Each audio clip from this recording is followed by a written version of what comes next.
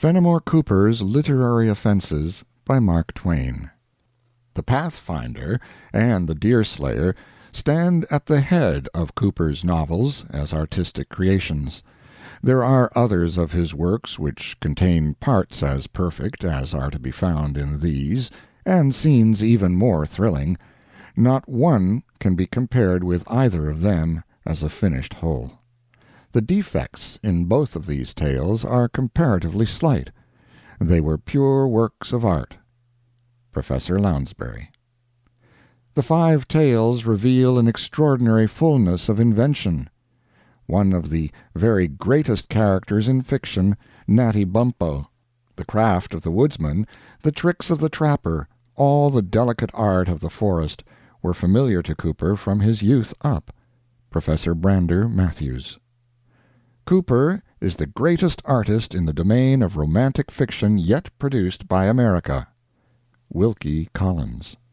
It seems to me that it was far from right for the professor of English literature in Yale, the professor of English literature in Columbia, and Wilkie Collins to deliver opinions on Cooper's literature without having read some of it.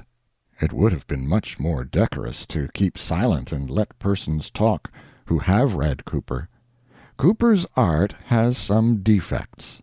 In one place in Deerslayer, and in the restricted space of 2/3 of a page, Cooper has scored 114 offenses against literary art out of a possible 115. It breaks the record. There are 19 rules governing literary art in the domain of romantic fiction. Some say 22. In Deerslayer, Cooper violated 18 of them. These 18 require: 1. That a tale shall accomplish something and arrive somewhere. But the Deerslayer tale accomplishes nothing, and arrives in the air. 2.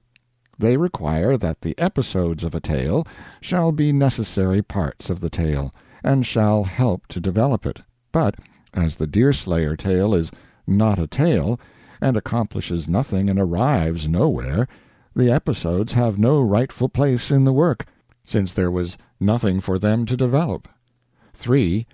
They require that the personages in a tale shall be alive, except in the case of corpses, and that always the reader shall be able to tell the corpses from the others. But this detail has often been overlooked in the Deerslayer tale. 4. They require that the personages in a tale, both dead and alive, shall exhibit a sufficient excuse for being there, but this detail also has been overlooked in the Deerslayer tale. 5. They require that when the personages of a tale deal in conversation, the talk shall sound like human talk, and be talk such as human beings would be likely to talk in the given circumstances, and have a discoverable meaning, also a discoverable purpose, and a show of relevancy, and remain in the neighborhood of the subject in hand, and be interesting to the reader, and help out the tale, and stop when the people cannot think of anything more to say. But this requirement has been ignored from the beginning of the Deerslayer tale to the end of it. 6. They require that when the author describes the character of a personage in his tale, the conduct and conversation of that personage shall justify said description. But this law gets little or no attention in the Deerslayer tale, as Natty Bumppo's case will amply prove. 7. They require that when a personage talks like an illustrated, gilt-edged tree-calf, hand-tooled, $7 friendship's offering in the beginning of a paragraph, he shall not talk like a Negro minstrel in the end of it. But this rule is flung down and danced upon in the Deerslayer tale. 8. They require that crass stupidities shall not be played upon the reader as the craft of the woodsman, the delicate art of the forest, by either the author or the people in the tale. But this rule is persistently violated in the Deerslayer tale. 9. They require that the personages of a tale shall confine themselves to possibilities and let miracles alone, or, If they venture a miracle, the author must so plausibly set it forth as to make it look possible and reasonable. But these rules are not respected in the Deerslayer tale. 10. They require that the author shall make the reader feel a deep interest in the personages of his tale and in their fate, and that he shall make the reader love the good people in the tale and hate the bad ones. But the reader of the Deerslayer tale dislikes the good people in it, is indifferent to the others, and wishes they would all get drowned together. 11. They require that the characters in a tale shall be so clearly defined that the reader can tell beforehand what each will do in a given emergency. But in the Deerslayer tale this rule is vacated. In addition to these large rules there are some little ones. These require that the author shall 12. Say what he is proposing to say, not merely come near it. 13. Use the right word, not its second cousin. 14. Eschew surplusage. 15. Not omit necessary details. 16. Avoid slovenliness of form. 17. Use good grammar. 18. Employ a simple and straightforward style. Even these 7 are coldly and persistently violated in the Deerslayer tale. Cooper's gift in the way of invention was not a rich endowment, but such as it was he liked to work it, he was pleased with the effects, and indeed he did some quite sweet things with it. In his little box of stage properties he kept 6 or 8 cunning devices, tricks, artifices, for his savages and woodsmen to deceive and circumvent each other with, and he was never so happy as when he was working these innocent things and seeing them go. A favorite one was to make a moccasined person tread in the tracks of the moccasined enemy, and thus hide his own trail. Cooper wore out barrels and barrels of moccasins in working that trick. Another stage property that he pulled out of his box pretty frequently was his broken twig. He prized his broken twig above all the rest of his effects, and worked it the hardest. It is a restful chapter in any book of his when somebody doesn't step on a dry twig and alarm all the reds and whites for 200 yards around. Every time a Cooper person is in peril, and absolute silence is worth $4 a minute, he is sure to step on a dry twig. There may be 100 handier things to step on, but that wouldn't satisfy Cooper. Cooper requires him to turn out and find a dry twig, and if he can't do it, go and borrow one. In fact, the Leather Stocking series ought to have been called the Broken Twig series.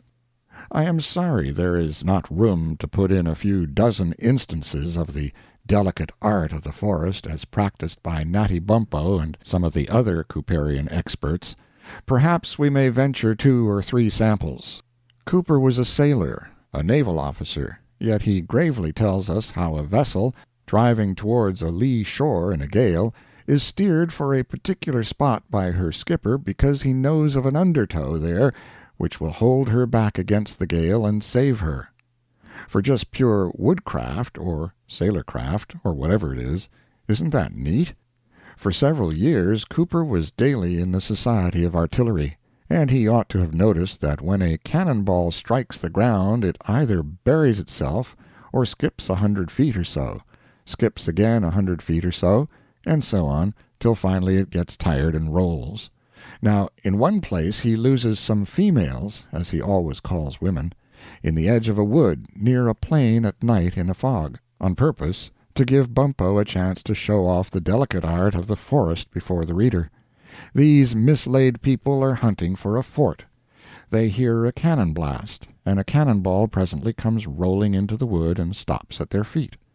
To the females this suggests nothing. The case is very different with the admirable Bumppo.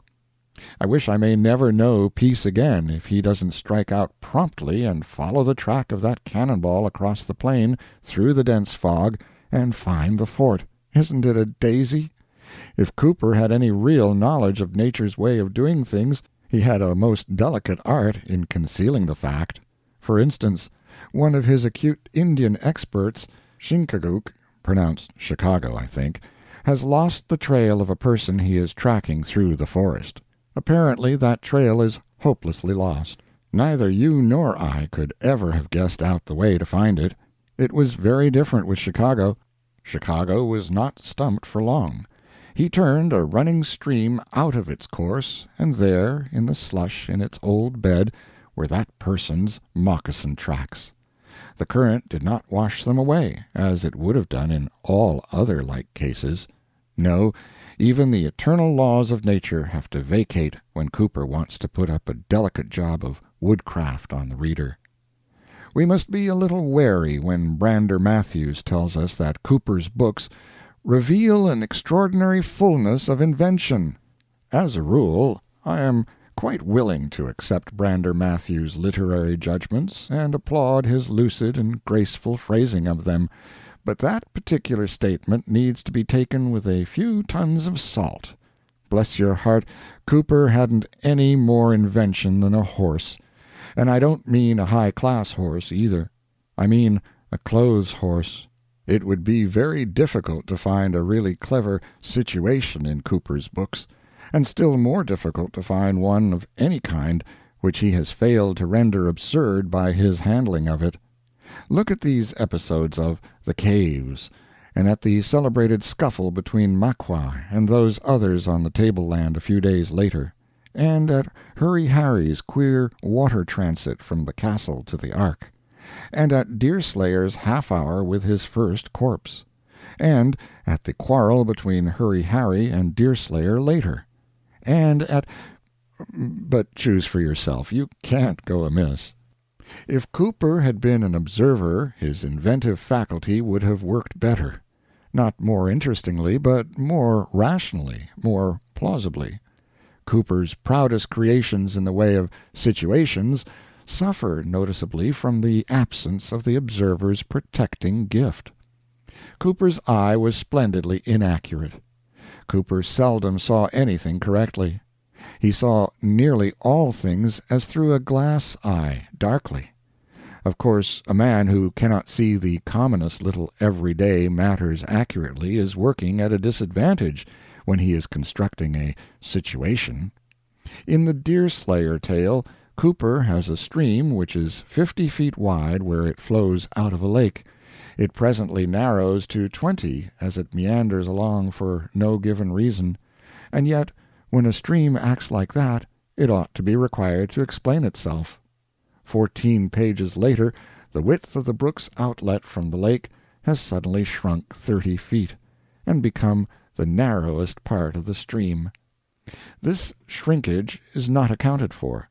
The stream has bends in it, a sure indication that it has alluvial banks and cuts them, yet these bends are only 30 and 50 feet long. If Cooper had been a nice and punctilious observer, he would have noticed that the bends were oftener 900 feet long than short of it.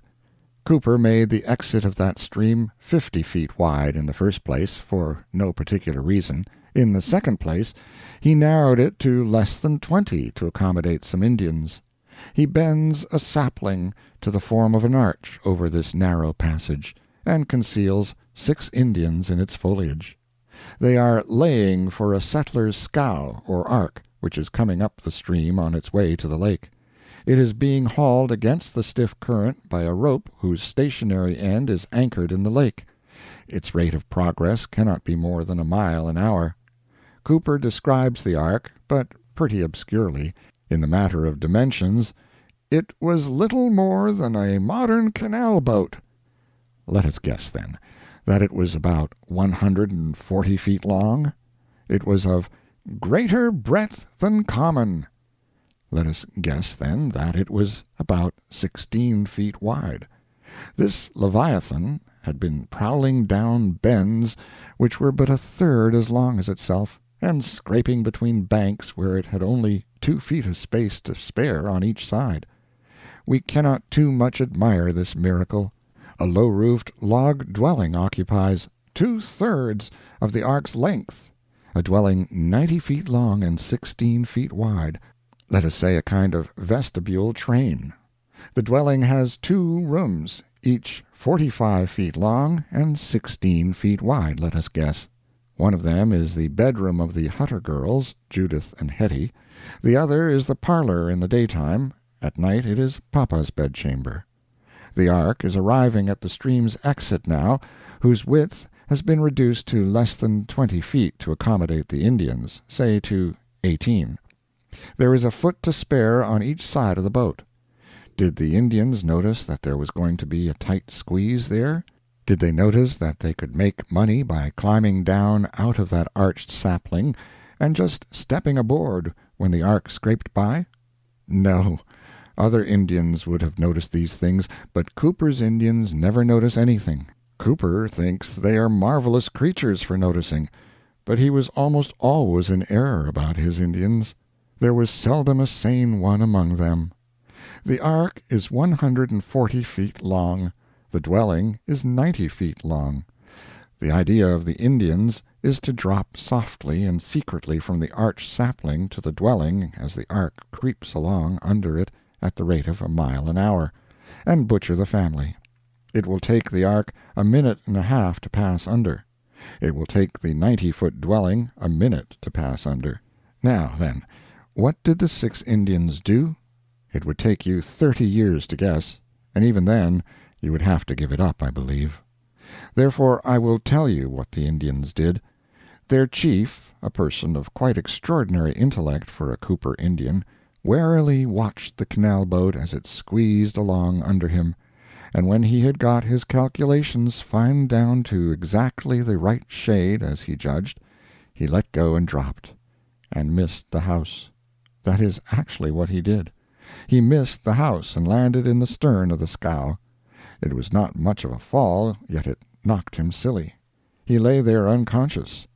If the house had been 97 feet long, he would have made the trip. The fault was Cooper's, not his. The error lay in the construction of the house. Cooper was no architect. There still remained in the roost 5 Indians.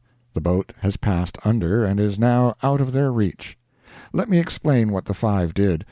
You would not be able to reason it out for yourself. Number 1 jumped for the boat, but fell in the water astern of it. Then Number 2 jumped for the boat, but fell in the water still farther astern of it. Then Number 3 jumped for the boat, and fell a good way astern of it. Then Number 4 jumped for the boat, and fell in the water away astern. Then even Number 5 made a jump for the boat, for he was a Cooper Indian. In the matter of intellect, the difference between a Cooper Indian and the Indian that stands in front of the cigar shop is not spacious. The scow episode is really a sublime burst of invention, but it does not thrill, because the inaccuracy of the details throws a sort of air of fictitiousness and general improbability over it. This comes of Cooper's inadequacy as an observer. The reader will find some examples of Cooper's high talent for inaccurate observation in the account of the shooting match in The Pathfinder. A common wrought nail was driven lightly into the target, its head having been first touched with paint. The color of the paint is not stated, an important omission, but Cooper deals freely in important omissions. No, after all, it was not an important omission, for this nail-head is 100 yards from the marksmen, and could not be seen by them at that distance, no matter what its color might be. How far can the best eyes see a common housefly? 100 yards? It is quite impossible.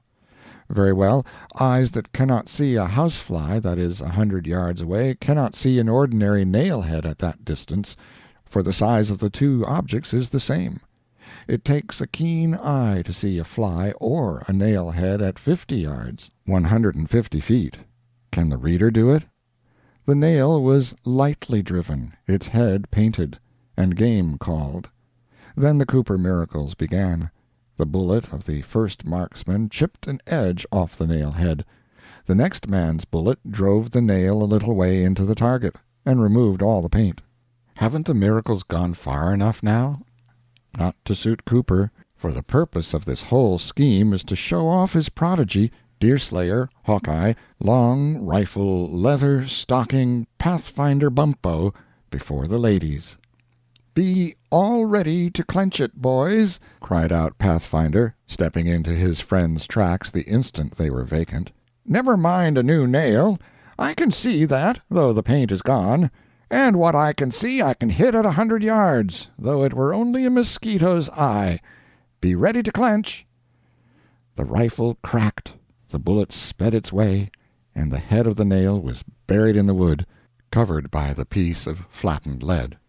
There, you see, is a man who could hunt flies with a rifle, and command a ducal salary in a Wild West show today, if we had him back with us. The recorded feat is certainly surprising just as it stands, but it is not surprising enough for Cooper. Cooper adds a touch. He has made Pathfinder do this miracle with another man's rifle, and not only that, but Pathfinder did not have even the advantage of loading it himself. He had everything against him, and yet he made that impossible shot, and not only made it, but did it with absolute confidence, saying, "Be ready to clench." Now a person like that would have undertaken that same feat with a brickbat, and with Cooper to help, he would have achieved it too. Pathfinder showed off handsomely that day before the ladies. His very first feat was a thing which no Wild West show can touch. He was standing with a group of marksmen, observing, 100 yards from the target, mind. One Jasper raised his rifle and drove the center of the bull's-eye. Then the quartermaster fired. The target exhibited no result this time. There was a laugh. "It's a dead miss," said Major Lundy. Pathfinder waited an impressive moment or two, then said in that calm, indifferent, know-it-all way of his, "No, Major, he has covered Jasper's bullet, as will be seen if anyone will take the trouble to examine the target." Wasn't it remarkable? How could he see that little pellet fly through the air and enter that distant bullet-hole? Yet that is what he did, for nothing is impossible to a Cooper person. Did any of those people have any deep-seated doubts about this thing? No, for that would imply sanity, and these were all Cooper people.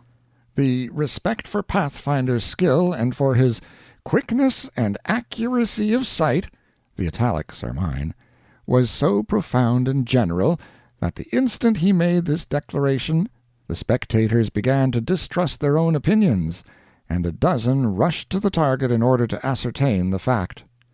There, sure enough, it was found that the quartermaster's bullet had gone through the hole made by Jasper's, and that, too, so accurately as to require a minute examination to be certain of the circumstance, which, however, was soon clearly established by discovering one bullet over the other in the stump against which the target was placed. They made a minute examination, but never mind. How could they know that there were two bullets in that hole without digging the latest one out? For neither probe nor eyesight could prove the presence of any more than one bullet. Did they dig? No, as we shall see. It is the Pathfinder's turn now. He steps out before the ladies, takes aim, and fires.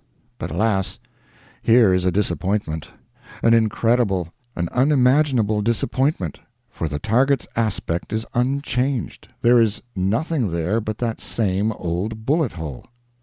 "If one dared to hint at such a thing," cried Major Duncan, "I should say that the Pathfinder has also missed the target." As nobody had missed it yet, the "also" was not necessary, but never mind about that, for the Pathfinder is going to speak. "No, no, Major," said he, confidently, "that would be a risky declaration.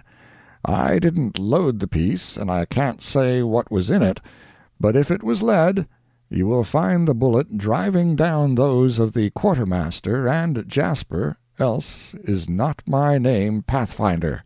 A shout from the target announced the truth of this assertion. Is the miracle sufficient as it stands? Not for Cooper. The Pathfinder speaks again, as he now slowly advances towards the stage occupied by the females. "That's not all, boys, that's not all. If you find the target touched at all, I'll own to a miss. The quartermaster cut the wood, but you'll find no wood cut by that last messenger." The miracle is at last complete. He knew, doubtless saw, at the distance of 100 yards, that his bullet had passed into the hole without fraying the edges. There were now 3 bullets in that one hole, 3 bullets embedded processionally in the body of the stump back of the target.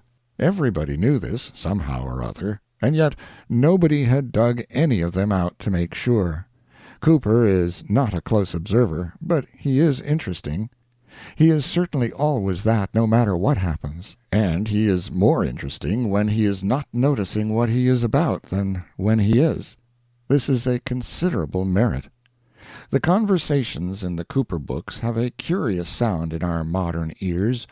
To believe that such talk really ever came out of people's mouths would be to believe that there was a time when time was of no value to a person who thought he had something to say, when it was the custom to spread a 2-minute remark out to 10, when a man's mouth was a rolling mill, and busied itself all day long in turning 4-foot pigs of thought into 30-foot bars of conversational railroad iron by attenuation, when subjects were seldom faithfully stuck to, but the talk wandered all around and arrived nowhere, when conversation consisted mainly of irrelevancies, with here and there a relevancy with an embarrassed look, as not being able to explain how it got there.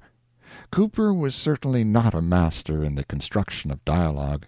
Inaccurate observation defeated him here as it defeated him in so many other enterprises of his. He even failed to notice that the man who talks corrupt English 6 days in the week must and will talk it on the 7th, and can't help himself.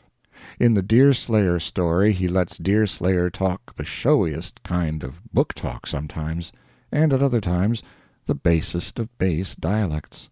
For instance, when someone asks him if he has a sweetheart, and if so, where she abides, this is his majestic answer: "She's in the forest, hanging from the boughs of the trees, in a soft rain, in the dew on the open grass, the clouds that float about in the blue heavens, the birds that sing in the woods, the sweet springs where I slake my thirst, and in all the other glorious gifts that come from God's providence."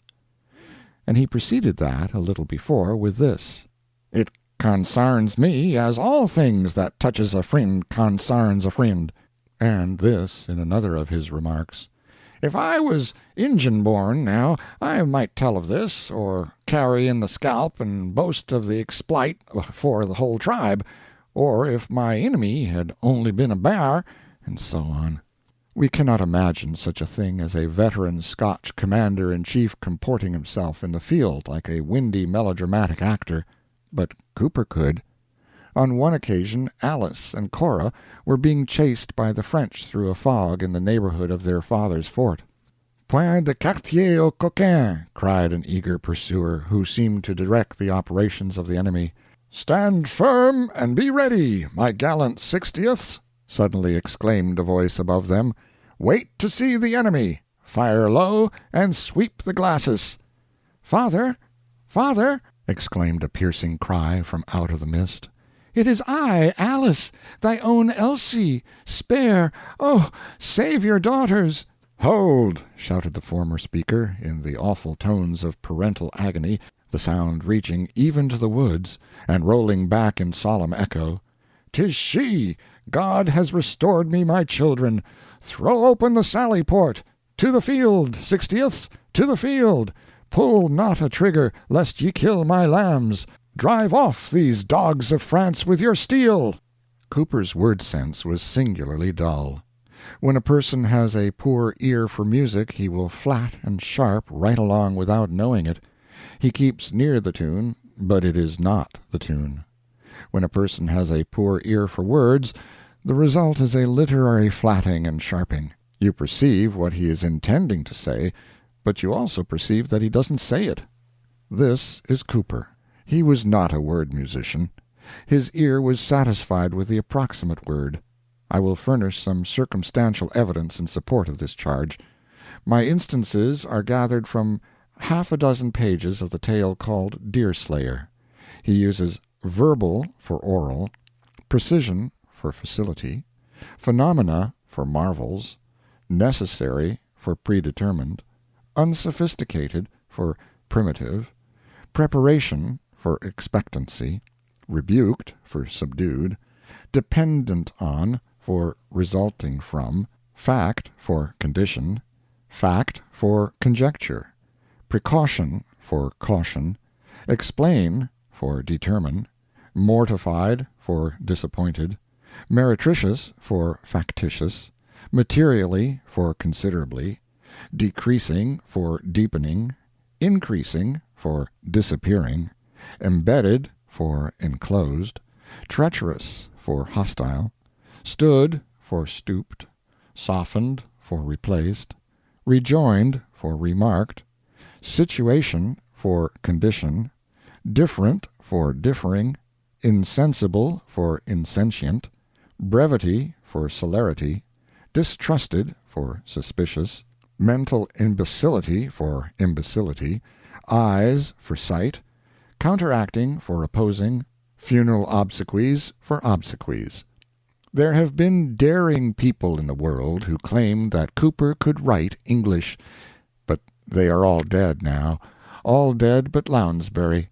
I don't remember that Lounsbury makes the claim in so many words, still he makes it, for he says that Deerslayer is a pure work of art. Pure in that connection means faultless, faultless in all details, and language is a detail. If Mr. Lounsbury had only compared Cooper's English with the English which he writes himself! But it is plain that he didn't. And so it is likely that he imagines until this day that Cooper's is as clean and compact as his own. Now I feel sure, deep down in my heart, that Cooper wrote about the poorest English that exists in our language, and that the English of Deerslayer is the very worst that even Cooper ever wrote. I may be mistaken, but it does seem to me that Deerslayer is not a work of art in any sense. It does seem to me that it is destitute of every detail that goes to the making of a work of art. In truth, it seems to me that Deerslayer is just simply a literary delirium tremens. A work of art? It has no invention. It has no order, system, sequence, or result. It has no lifelikeness, no thrill, no stir, no seeming of reality. Its characters are confusedly drawn, and by their acts and words they prove that they are not the sort of people the author claims that they are. Its humor is pathetic. Its pathos is funny. Its conversations are, indescribable. Its love scenes odious. Its English a crime against the language. Counting these out, what is left is art. I think we must all admit that. End of Fenimore Cooper's Literary Offenses, by Mark Twain. By Mark Twain. By Mark Twain. By Mark Twain. By Mark Twain. By Mark Twain. By Mark Twain. By Mark Twain. By Mark Twain. By Mark Twain. By Mark Twain. By Mark Twain. By Mark Twain. By Mark Twain.